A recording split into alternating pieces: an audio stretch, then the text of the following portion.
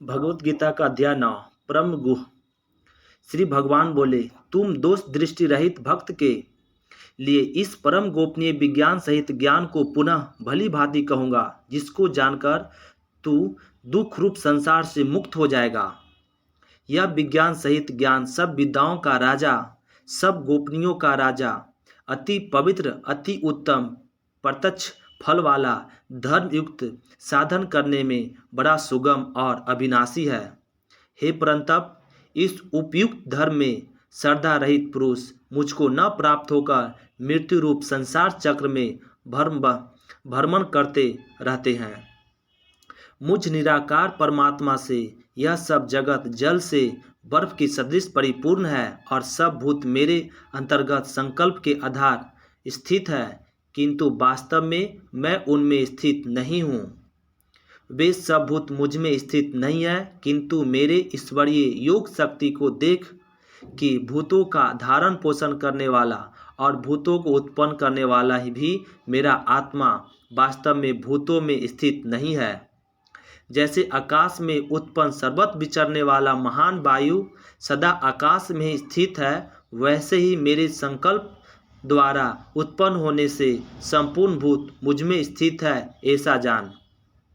हे अर्जुन, कल्पों के अंत में सब भूत मेरी प्रकृति को प्राप्त होते हैं, अर्थात प्रकृति में लीन होते हैं, और कल्पों के आदि में उनको मैं फिर रचता हूँ।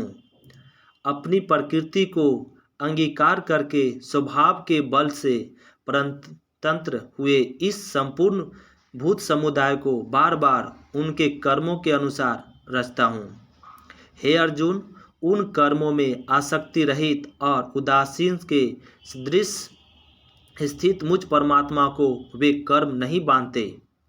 हे अर्जुन, मुझ अधिष्ठता के आकाश से सकाश से प्रकृति चराचर सहित सर्व जगत को रचती है, और इस हेतु से ही यह संसार चक्र घूम रहा है। मेरे परम भाव को न जानने वाले मूढ़ लोग मनुष्य का शरीर धारण करने वाले मुझ संपूर्ण भूतों के महान ईश्वर को तुच्छ समझते हैं, अर्थात अपनी योग माया से संसार के उद्धार के लिए मनुष्य रूप में विचरते हुए मुझ परमेश्वर को साधारण मनुष्य मानते हैं। वे व्यर्थ आशा, व्यर्थ कर्म और व्यर्थ ज्ञान वाले विक्षिप्त चित्त अज्ञानी जन राशि आसुरी और मोहिनी प्रकृति को ही धारण किए रहते हैं। परंतु हे कुंती पुत्र, दैवी प्रकृति के आश्रित महात्मा जन मुझको सब भूतों का सनातन कारण और नाश रहित अक्षर स्वरूप जानकर अन्य मन से युक्त होकर निरंतर भजते हैं। वे दृढ़ निश्चय वाले भक्तजन निरंतर मेरे नाम और गुणों का कीर्तन करते हुए तथा मेरी प्राप्ति के लिए अतन करते हुए और मुझको बार बार प्रणाम करते हुए सदा मेरे ध्यान में युक्त होकर अनंत प्रेम से मेरे उपासना करते हैं। दूसरे ज्ञान योगी मुझ निर्गुण निराकार ब्रह्म का ज्ञान यज्ञ द्वारा अभिन्न भाव से पूजन करते हुए मेरे भी उपासना करते हैं, और दूसरे मनुष्य बहुत प्रकार से स्थित मुझ विराट स्वरूप परमेश्वर के पृथक भाव से उपासना करते हैं। किंतु मैं हूँ, अज्ञ मैं हूँ, अश्रद्धा मैं हूँ, औषधि मैं हूँ, मंत्र मैं हूँ, घृत मैं हूँ, अग्नि मैं हूँ, और हवन रूप क्रिया भी मैं ही हूँ। इस संपूर्ण जगत का दाता अर्थात धारण करने वाला एवं कर्मों के फल को देने वाला पिता माता पितामह जानने योग पवित्र ओंकार और ऋग्वेद, सामवेद और यजुर्वेद भी मैं ही हूँ। प्राप्त करने योग परम धाम भरण पोषण करने वाला सबका स्वामी, सुबह शुभ का देखने वाला सबका वास स्थान, शरण लेने योग प्रत्युपकार न चाहकर हित करने वाला, सबकी उत्पत्ति प्रलय का हेतु, स्थिति का आधार, निधान और अविनाशी कारण भी मैं ही हूँ। मैं ही सूर्य रूप से तपता हूँ, वर्षा का आकर्षण करता हूँ और उसे बरसाता हूँ। हे अर्जुन, मैं ही अमृत और मृत्यु हूँ और सत असत भी मैं ही हूँ।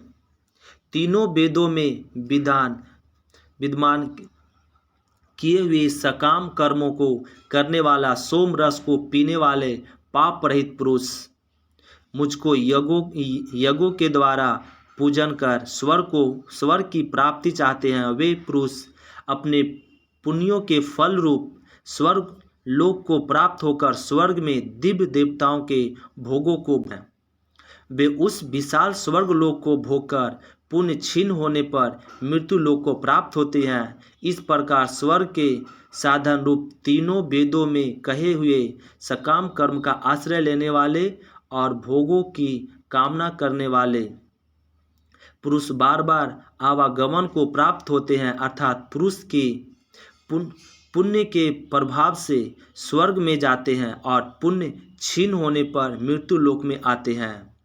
जो अन्य प्रेमी भक्तजन मुझ परमेश्वर को निरंतर चिंतन करते हुए निष्काम भाव से भजते हैं, उन नित्य निरंतर मेरा चिंतन करने वाले पुरुष का योगक्षेम मैं स्वयं प्राप्त कर देता हूँ। हे अर्जुन, अति श्रद्धा से युक्त जो सकाम भक्त दूसरे देवताओं को पूजते हैं वे भी मुझको ही पूजते हैं, किंतु उनका वह पूजन अविधि पूर्वक अर्थात ज्ञान पूर्वक है, क्योंकि संपूर्ण यज्ञों का भोक्ता और स्वामी भी मैं ही हूँ, परंतु वे मुझ परमेश्वर को तत्व से नहीं जानते, इसी से गिरते हैं और अर्थात पुण्य जन्म को प्राप्त होते हैं। देवताओं को पूजने वाले देवताओं को प्राप्त होते हैं, पितरों को पूजने वाले पितरों को प्राप्त होते हैं, भूतों को पूजने वाले भूतों को प्राप्त होते हैं, और मेरा पूजन करने वाले भक्त मुझको ही प्राप्त होते हैं। इसलिए मेरे भक्तों का पुण्य जन्म नहीं होता। जो कोई भक्त मेरे लिए प्रेम से पत्र, पुष्प, फल, जल आदि अर्पण करता है, उस शुद्ध बुद्धि निष्काम प्रेमी भक्त का प्रेम पूर्वक अर्पण किया हुआ वह पत्र पुष्पादि मैं सगुण रूप से प्रकट होकर प्रीति सहित खाता हूँ। हे अर्जुन, तू जो कर्म करता है, जो खाता है, जो हवन करता है, जो दान देता है और जो तप करता है, वह सब मेरे अर्पण कर। इस प्रकार जिसमें समस्त कर्म मुझ भगवान के अर्पण होते हैं, ऐसे संन्यास योग से युक्त चित्त वाला तू सुबह शुभ फल रूप कर्म बंधन से मुक्त हो जाएगा और उनसे युक्त होकर मुझको ही प्राप्त होगा। मैं सब भूतों में समभाव से व्यापक हूँ, न कोई मेरा अप्रिय है और न प्रिय, परंतु जो भक्त मुझको प्रेम से भजते हैं वे मुझ में है और मैं भी उनमें प्रत्यक्ष प्रकट हूँ। यदि कोई अतिशय दुराचारी भी अन्य भाव से मेरा भक्त होकर मुझको भजता है तो वह साधु ही मानने योग्य है, क्योंकि वह अर्थात निश्चय वाला है, अर्थात उसने भली भांति निश्चय कर लिया है कि परमेश्वर के भजन के समान अन्य कुछ भी नहीं है। वह शीघ्र ही धर्मात्मा हो जाता है और सदा रहने वाली परम शांति को प्राप्त होता है। हे अर्जुन, तू निश्चय पूर्वक सत्य जान कि मेरा भक्त नष्ट नहीं होता। हे अर्जुन, स्त्री, वैश्या, शूद्र तथा पाप योनि, चांडाल आदि जो कोई भी हो, वे भी मेरे शरण होकर परम गति को प्राप्त होते हैं। फिर इसमें कहना ही क्या है। जो पुण्यशील ब्राह्मण था राशि भक्त जन मेरे शरण होकर परम गति को प्राप्त होते हैं। इसलिए तू सुख रहित और क्षण भंगुर इस मनुष्य शरीर को प्राप्त होकर निरंतर मेरा ही भजन कर। मुझ में मन वाला हो, मेरा भक्त बन, मेरा पूजन करने वाला हो, मुझको प्रणाम कर। इस प्रकार आत्मा को मुझ में नियुक्त करके मेरे परायण होकर तू मुझको ही प्राप्त होगा। अध्याय 9 समाप्त हुआ। परम गुह समाप्त हुआ।